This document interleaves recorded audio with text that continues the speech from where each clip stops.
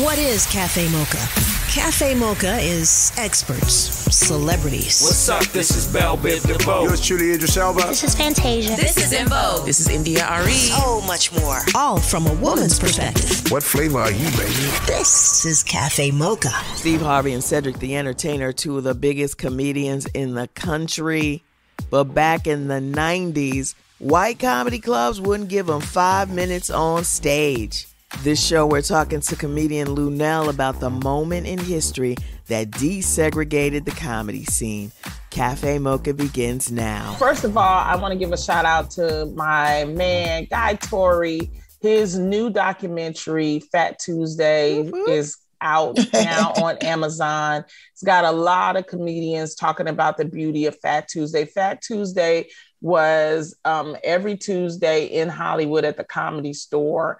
It was like all the Black acts would be there. And Guy Torry started it and booked it. And a lot of great people got jobs because of that. And it became a favorite.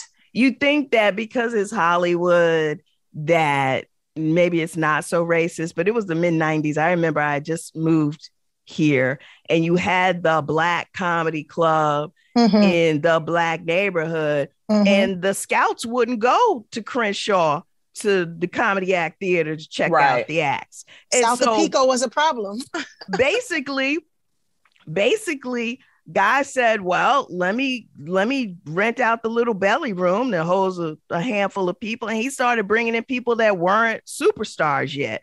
I mean, the Chris's, Chris Tucker, Chris Rock, Martin, Steve Harvey, Kevin Hart, people that hadn't blown up yet. And it became so big and such a big deal. So, as part of, it became a moneymaker, and it was a way for, on Tuesdays, they had the big names, but he also, gave people like me a start. And Tiffany, I was gonna say, did you do Phat Tuesdays? All the time. But you had to be ready for Phat Tuesday because there was a Black crowd. It wasn't the white crowd that was normally there. There were plenty of Hennessy at the bar that night. They would double up the Hennessy containers for Phat Tuesday. So, but definitely, so I'm just excited to see it. I'm very proud of him for doing this, and it's being this month. This is historic. This is part of our Black history as well. Now, there's been drama in the talk show world. I've been telling y'all, see, this thing. My good sister Whoopi Goldberg, of course. Oh my Jesus, yes. Made some comments. They were having a discussion and they brought up the Holocaust. And Number one, don't ever say anything that even remotely sounds like it's against the Holocaust. And she knows got us so trained. She knows better. Well, she said basically that the Holocaust was not about race. It was about man's inhumanity with other men. And then what happened was, of course, she got a lot of people upset and angry. So they tried to fix it and they had her go on Stephen Colbert that night. But when she was explaining it, she kind of doubled down and said the same thing. So then the next day, she did apologize, and the show had on someone from a Jewish expert. Oh my God! And they, and she apologized. She gave a great apology, but still, I guess that was not enough for ABC. The president of ABC News. She basically, said that I had a conversation with her and she will have a 2-week suspension. A timeout. It's like a timeout. Reportedly, her co-hosts are upset that she was suspended.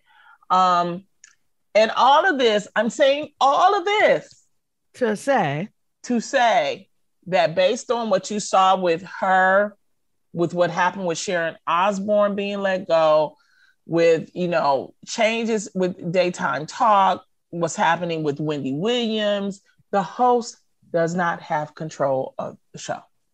Well, the host never did. But some people in the past has felt like come on, Bill Cosby. Yes. Come on, Loni Cosby. Hosts have control over these shows. And this is another example that I try to tell people that no host, I don't care how great you are, how powerful, how well liked, you are not in charge of that show. That show is is ran by a studio. And the studio will put you on timeout. They will fire you. They will hire people that you have no type of I'm like trying to explain this to people. And again, this is another example. So when the next time someone is let go and you see a rumor like, oh, they wanted this person fired. That's not true. Even if they did, they couldn't make it happen. The studio is in control. The studio is in control. If her co-hosts are reportedly mad, there's still nothing they can do about it. Right. There's nothing that they can do about it because that is not their show. They're not in control. And Whoopi is a fan favorite. Yeah. And if you notice, for her to say what she said and still get suspended, wow. When you have Fox News, they will never take up for Whoopi. They were taking up for Whoopi. Wow. It's like, so I did all of that to say that we don't have control over these shows. The only shows that you have control over is when it is something that you are executive producing, helping to produce, and it's your own show. And even then, well, I mean, Roland is different because Roland it is literally his own show. But even if you're executive producer of something, there's still the people that are in charge of signing the checks, the people that greenlit your project that ultimately have the final say. Yeah. You know? Yeah. It's Cafe Mocha. I'm Angelique along with Loni Love and Yo-Yo. Luenell is one of the hardest working comedians on the planet. She's currently on the road with Cat Williams and is in the HBO series Hacks. Luenell is on the line. And Luenell, we're talking about Guy Torry and his legendary black comedy night called Phat Tuesdays. It pretty much gave aspiring comedians like Tiffany Haddish and Nick Cannon, even Chris Tucker, regular stage time. You were there. Why don't you tell us a bit about what it was like for you and what that night was? There was no place for people to go see continuous black comedy at that time, except south of the 10 freeway off of Crenshaw, where Robin Harris was at the Comedy Act Theater, and at Guy Torry's Phat Tuesday. It also was a huge deal to even have a black gathering or black room Sunset Boulevard. That was like unheard of, and it took a lot of work for him to get out of the little tiny 80-seat belly room down into the main room, which was packed every single night with the hottest black rappers, the hottest black celebrities, the boxers, the stars, the models, and everything. It was a time when we sort of were all so hungry at the same time. We met and gathered at these places, and it was an explosion of really good black comedy at that time. I would dare say that the comedy now is suffering because it is not as good as it was when we was all hungry. You got cancel culture, you got people's sensitivity, you got this ain't nice and this ain't right, but we didn't have that back then. We were just going balls to the wall, and it was slap the back of the person in front of your chair, fall down on the floor, spit your drink out, fall down funny. That's when all the people that are put on now curated their talent. And it was just amazing time. And the documentary totally captures the mood of that time. It's Cafe Mocha on the line, comedian and actress Luenell. She will be part of the Phat Tuesday Guy Torry docuseries. You also know her from HBO Hacks. She's also the ambassador for Rihanna's Savage Fenty line.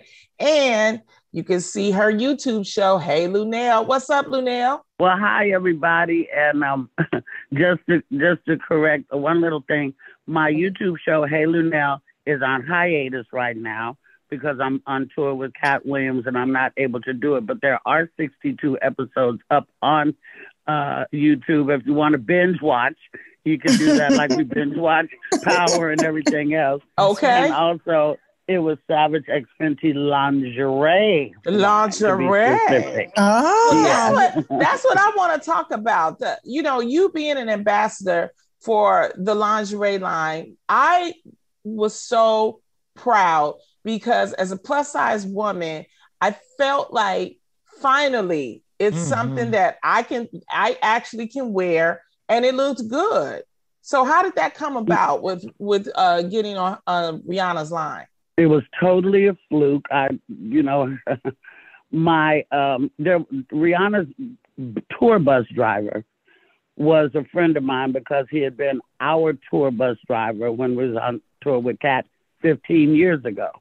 Damien and I remained friends and kept in touch all this time. And he called me on FaceTime one night and I answered. I was looking crazy, laying in bed. I'm like, "What's up, dude?" And he said, "Hey, girl, we was just watching you on the tour bus." And I said, "We who?" And he said, "My client." I said, "Well, who's your client?" And Rihanna popped on the FaceTime. Well, I was looking crazy and almost broke my nails off trying to get a screenshot of that, which I've never posted, but I got it. And she proceeded to tell me that she's a big fan of comedy and that she was a big fan of mine. Well, I was flabbergasted, Mm-hmm. And she was looking all regular, beautiful, but regular, scarf on and whatever. And so we were talking and I was, really excited. And I told her that my daughter really liked her lingerie and thought it was really classy. And I told her, I said, "I wish that you made it in larger sizes. We'd like to wear some lingerie and support a Black woman as well." Mm-hmm. And she said, "Well, I do." I said, "You do?" She said, "Yeah." I said, "Well, I want to be a model." She said, "Okay, let's make it happen." Well, thought it was just like kiki talk and get off the phone. That was the end of that. Yeah. But within 2 days, Rihanna herself hit me in my DM and asked me for my email. And I gave her my email and shoot, contracts started coming over. Pay rates started coming over. Wow. And then you have to go through a catalog and pick out what you want to model for that month. And to get your sizes and they send it. Then you have to put it on and you have to photograph yourself, submit the pictures back, and then they tell you which ones they love the most. And then you post them. You have to do that twice a month. Well, I thought I had bit off more than I could chew, actually, because when the lingerie came, I'm like, "Oh, Lord, wait a minute. Hold on. How am I going to shoot myself in this piece of spaghetti string and look good?" And I got 4 brothers, that follow me on Instagram. I'm like, "Oh, Lord. How can I block them? I don't want them." But then, it's not like I was doing it for Rainbow. This is Rihanna, you know what I'm saying? So everybody kind of, it legitimized the fact that I was a certain age and had my behind or my entire body very well shot, I might say, posted up on Instagram twice a month. I have a daughter. She's got friends.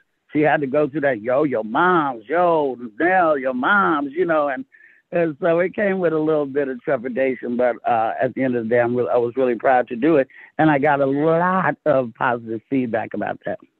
Yeah, you did. And it was so encouraging, but this is the thing that I like about you, Luenell, and this is the question, is that have you always been outspoken? Have you always been, authentic and real, or did it come about?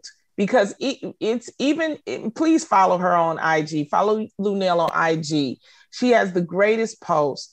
Did it take you time to say, "This is who I am, this is what I'm going to be fearless," or were you always like that? Well, first of all, like a lot of people think they know me, but they actually don't. I'm the 8th of 8 children. I have 7 brothers and sisters. I have 17 nieces and nephews. I was raised away from my brothers and sisters. I was raised in California. My brothers and sisters were raised in the South. We all have a wicked sense of humor. I'm not the funniest one in my family. My entire sibling tribe, except for my oldest brother. He ain't got no good sense of humor. But the rest of us are very wittily gifted. And we are also the type that have very cutting type of humor where, you know, if you don't have a thick skin, you probably don't want to hang around us at the cookouts, you know. But being that I was raised in the Bay Area, I went from Oakland to the suburbs of Castro Valley. I was raised and educated in all white schools.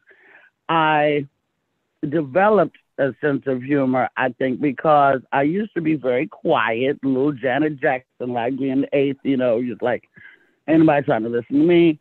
But when I started being myself is because when things bothered me, or if somebody bothered me, or I saw injustice or whatever, if I didn't say anything, it sort of made me sick. It sort of made me physically sick to hold things in that I wanted to say. And just at some point, I just started blurting out what I felt, blurting out what I said, what I meant, and I sort of felt better. It was like freeing. It was like made my pressure go down. And I just been that way ever since. But I didn't start out that way, no. Well, I love it, Luenell. I mean, because it's something refreshing and it's something that's needed, especially from us as Black women. It's Cafe Mocha on the line, comedian and actress Luenell, also brand ambassador for Rihanna's Savage Fenty lingerie line. And you're on tour right now with Cat Williams, the World War III tour. I know. I love Cat. I love you. Talk about it. It's a 100-city tour.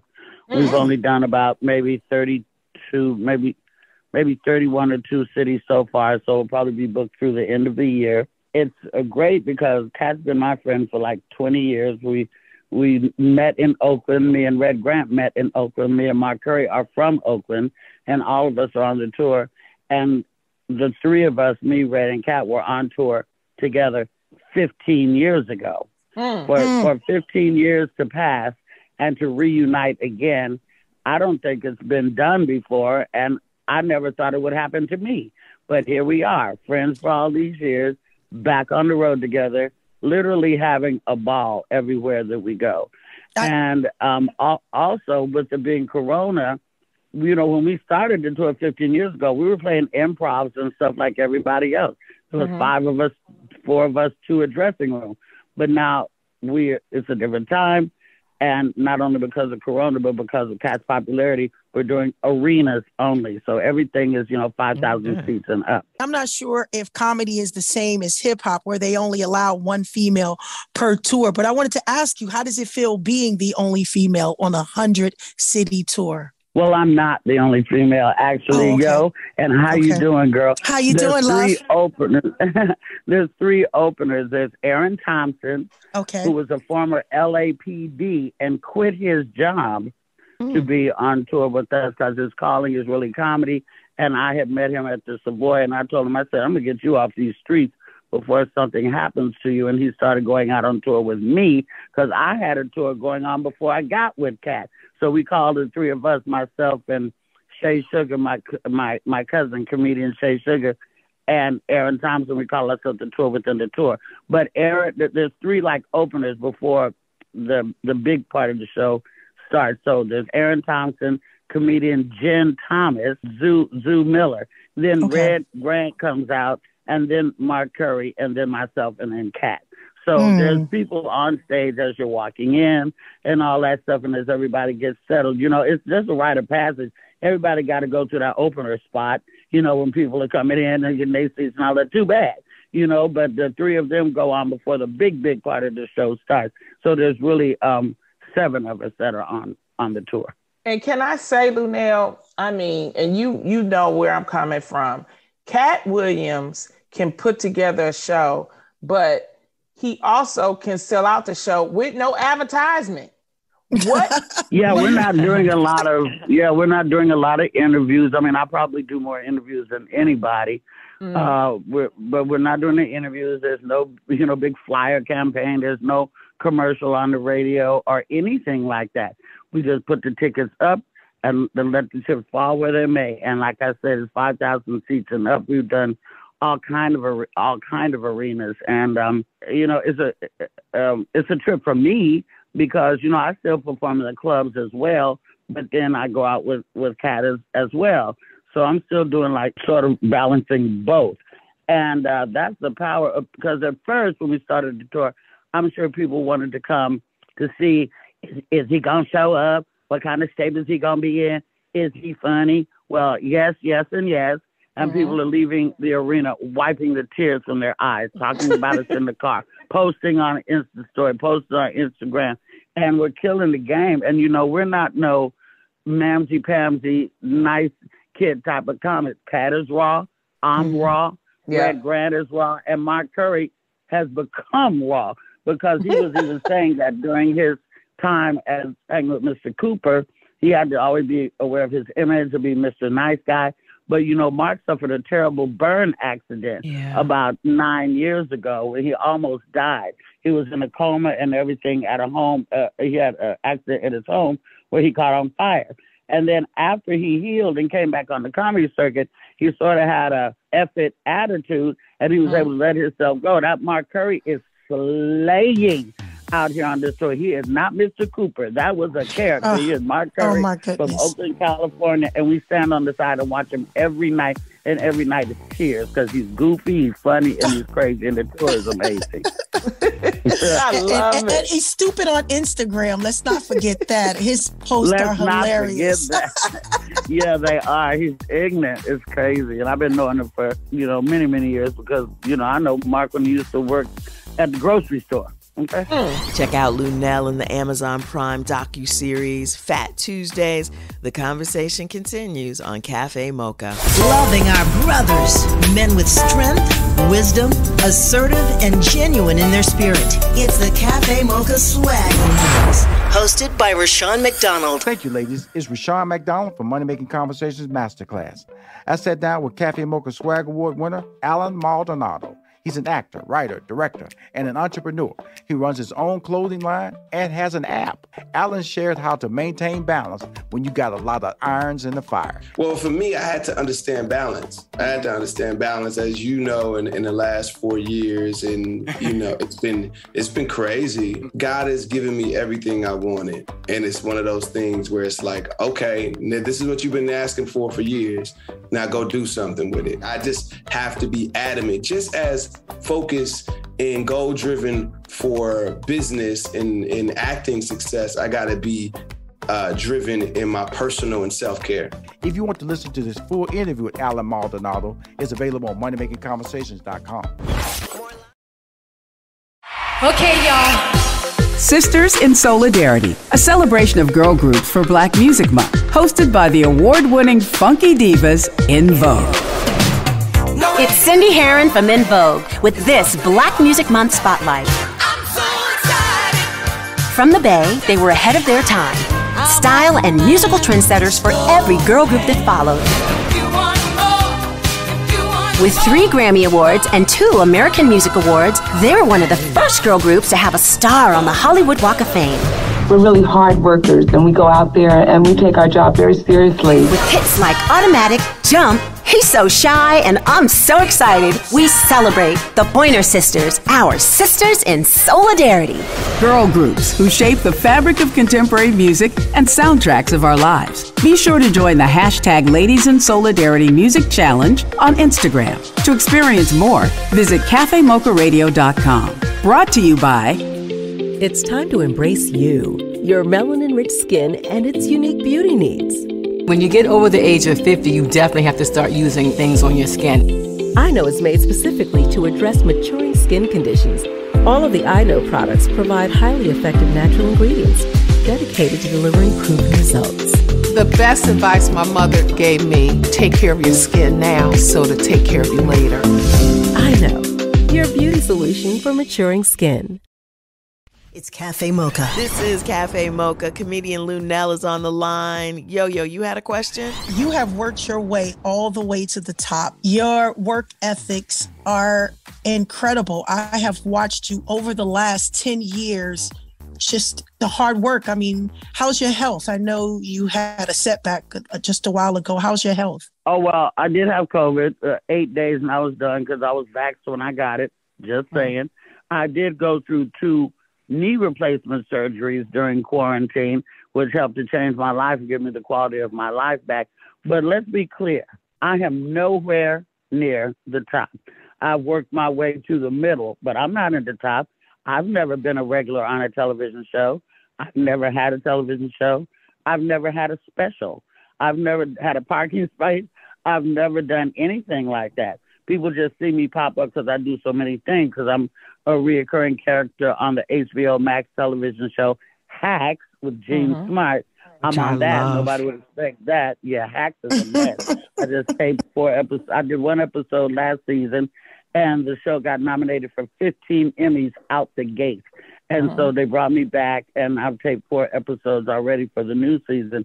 I do stuff like that, and I pop up on, Loni's show before and stuff like that. And, but I'm not nowhere near the top.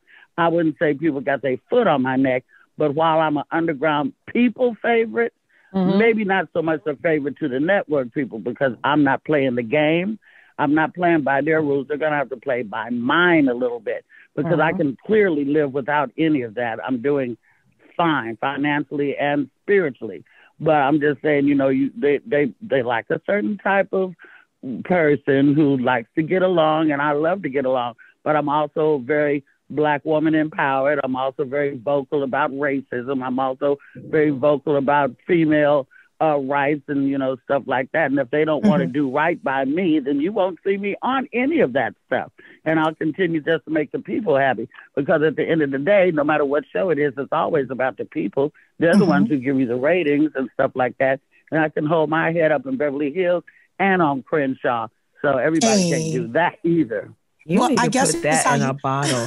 I mean, so many of us come out here and feel like we have to sell our souls, and we are happy to do it, thinking that we're going to get somewhere, and then wind up not getting anywhere. And then we have no career and no soul. So thank you for for standing up for what you believe in and showing that you can have both. She's an example. Well, the thing about it is, if you're going to get in mainstream television, there are rules and regulations that you do have to abide by. The problem with me is that I'm not good with rules and regulations, you see?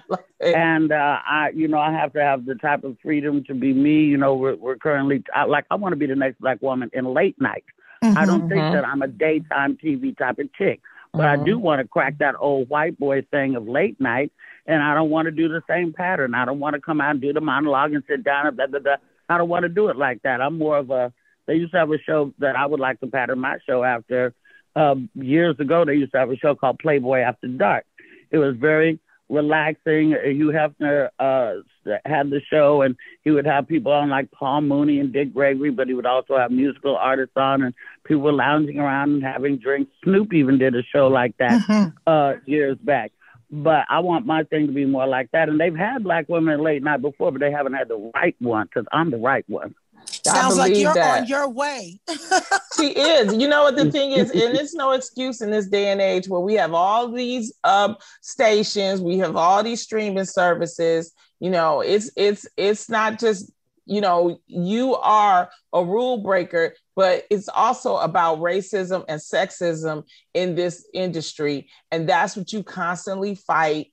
And that's why we will constantly try to uplift as much as we can for you on the platform. Now, before we go, the last time I saw you was at the wonderful Paul Mooney's wake at the Laugh Factory. And you're a wonderful mistress of ceremonies.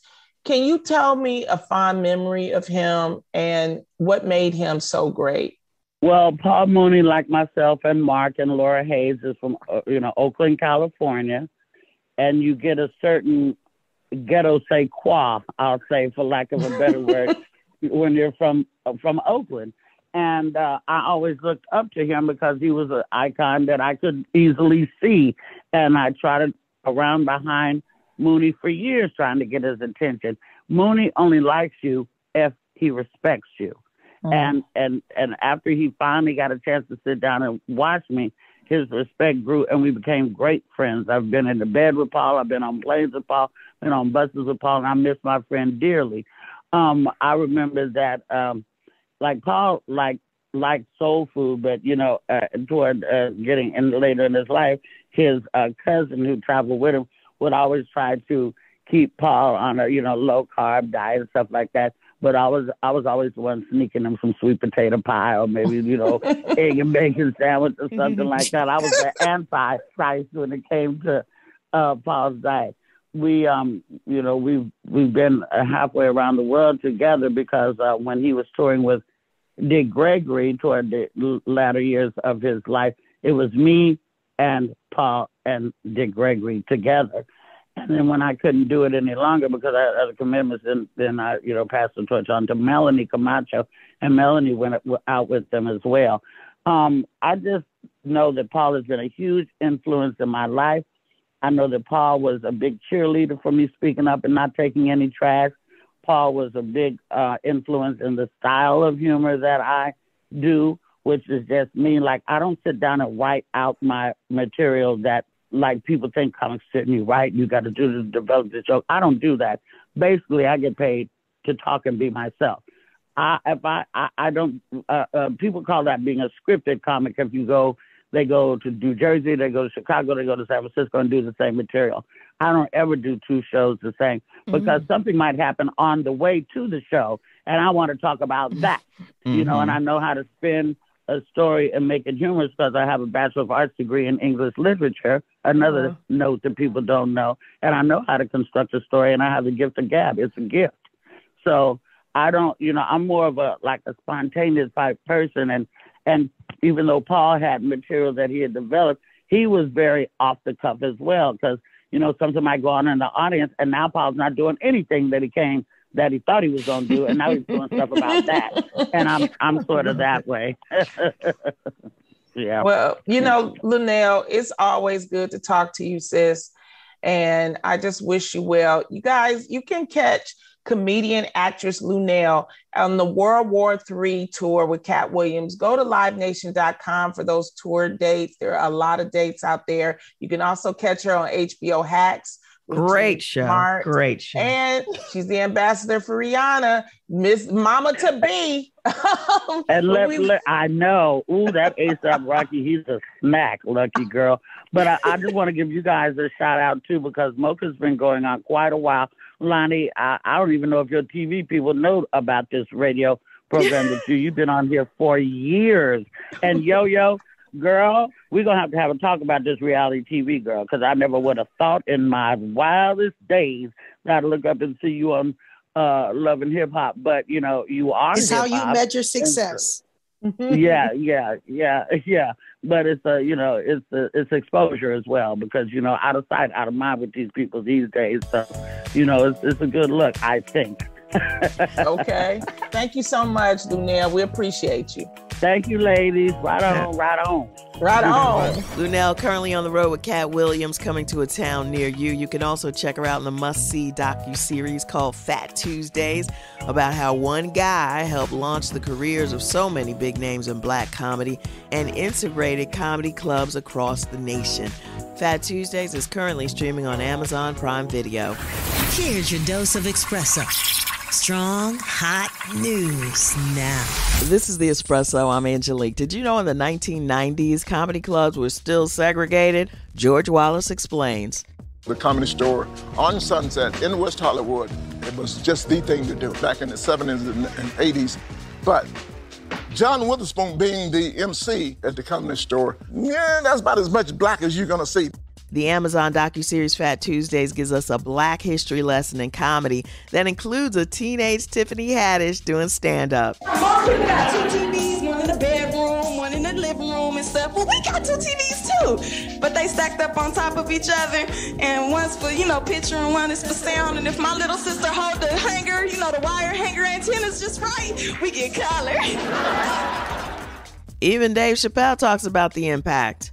There's some rare I don't never do interviews for anybody because I always regret them, but this is funny. Phat Tuesday was such an under-recognized cultural moment. It was a very significant one. This integration of Sunset Boulevard, it never went back after this. Phat Tuesdays is currently streaming on Amazon Prime Video. That's the espresso.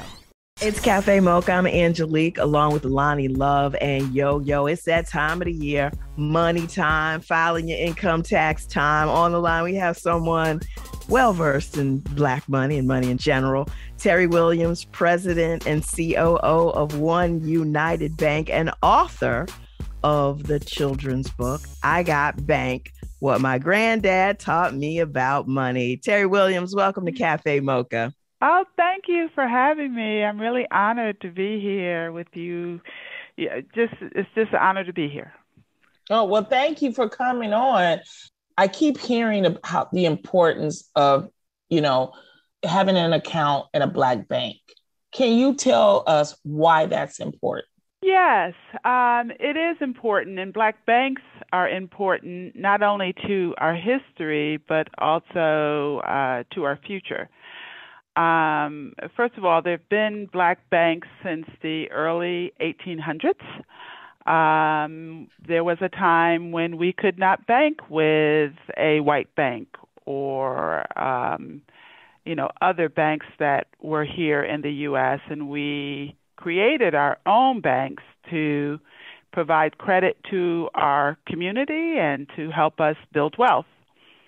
When things became more integrated, we, I'm going to say ran to the other institutions. But if you look at their history, you can see that even the national banks give a very small percentage. In fact, the exact number is 2% of their home loans to Black folks. Give a very small percentage of their business loans to Black folks. Whereas Black banks serve Black people. I'm sitting here in Crenshaw in LA and South Central. We're about to open up a branch in Compton. We're in Liberty City in Miami. We're in Dorchester and Roxbury in Boston, and we're actually online everywhere. We have customers in all 50 states, and we bank Black people. We provide loans, deposits, and services that are affordable. And our focus is really, first of all, we're unapologetically Black. And our focus is to figure out ways to build wealth in the Black community. And you just can't get that from anyone in any other place than a Black bank. Terry, during the racial reckoning, all these banks, Chase and Bank of America, all of them said, oh, we're going to start giving you more home loans. We're going to start. And they devoted allegedly hundreds of millions. Well, did that actually happen, or was that just a press release? Well, in some cases, progress is being made. And I actually applaud those institutions for taking steps. However, there still is a huge gap. And, some of the challenges that our community face are not being directly served by other institutions. We have, 49% of the Black community is either underbanked or unbanked. We are twice as likely to get turned down for a home loan as a white family. Our homes are being appraised. Same home in a Black community is being appraised significantly less than in a white community. So if we're trying to get a loan, our loan is going to be smaller if we're trying to finance a home in a Black community. We have to figure out ways to lift ourselves up. Right. Talking about lifting us up, can you talk about your passion for financial literacy? Yeah, thank you for that question. So I've always been passionate about financial literacy. Really, as a child, I remember, and I'm going to date myself, but we used to take these Sunday drives, and we used to go into these neighborhoods, and I'd look around and I'd see these, wonderful homes, and at the time we lived in the hood, and I'd look at these wonderful homes and say, how do these people have all this and we don't? My parents work, they, do all of these things, and I didn't realize what was happening. I didn't realize that they couldn't actually buy homes in those communities. I didn't realize that, what it takes to be successful, and it's one of those things that my passion is to ensure that every child actually understands what's going on as it relates to money. I don't want any child to be, driving around and not being able to understand, the difference between, income and wealth, the difference, credit scores, check systems records. The reason that I wrote the book, I Got Bank, is because I didn't see any children's books that were speaking to the issues in our community. Their children's books had, white picket fences and lemonade stands. Well, that may exist in suburbia, but in our urban communities, we have other things that we have to deal with. So, for me, my passion became, I didn't understand this when I was a kid. I don't want anyone to grow up not understanding money. All righty. The book is called I Got Bank, What My Granddad Taught Me About Money. If you want to go get a free checking account, unheard of, thank you. Go to oneunited.com. Terry Williams, thank you so much for joining Cafe Mocha. That wraps up the show on KBLA Talk 1580. If you miss any part of the show, go to wherever you listen to podcasts. Type in Cafe Mocha Radio, click subscribe, problem solved. Until next weekend, you know where to find us on all platforms at Cafe Mocha Radio. Cafe Mocha is a production of Miles Ahead Broadcasting in partnership with Compass Media. Executive producer Sheila Eldridge. For comments, booking, or more information, visit cafemocharadio.com. Okay, y'all. Sisters in Solidarity, a celebration of girl groups for Black Music Month, hosted by the award-winning funky divas In Vogue. Hey, it's Terry Ellis from In Vogue with this Black Music Month Spotlight. They are true sisters in the spirit who helped bring gospel music into the mainstream. With 3 Grammy Awards, 16 albums, and millions in sales, they are the highest-selling female gospel group in history. When you're just faithful over the gift that God has given unto you, He can continue to allow you to move forward. With hits like Is My Living in Vain, You Brought the Sunshine, and Pure Gold, we celebrate the Clark sisters, our sisters in solidarity. Girl groups who shape the fabric of contemporary music and soundtracks of our lives. Be sure to join the hashtag Ladies in Solidarity Music Challenge on Instagram. To experience more, visit cafemocharadio.com. Brought to you by... It's time to embrace you, your melanin-rich skin, and its unique beauty needs. When you get over the age of 50, you definitely have to start using things on your skin. I Know is made specifically to address maturing skin conditions.